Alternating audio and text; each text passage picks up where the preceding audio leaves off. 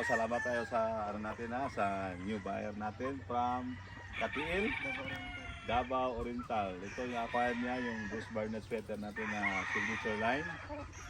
At saka yung caliber hats. Yan. Ito? BL Game Farm. So, Foul. BL Game Foul. So, Peter Ramos and Val Sarmiento. So, mag-partner to sila. So, ayan, good luck sa breeding ninyo ha. Hopefully, magka-produce kayo ng mga super ng mga linyada na panlaban. Ito sila, unique na to. Caliber hats sa Bruce Barnett. Ito talaga ang mga signature line ko.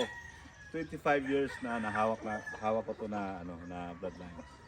So, thank you sa pag-acquire ng bloodlines natin sa G-Stick Laboya Game Farm. Okay, thank you.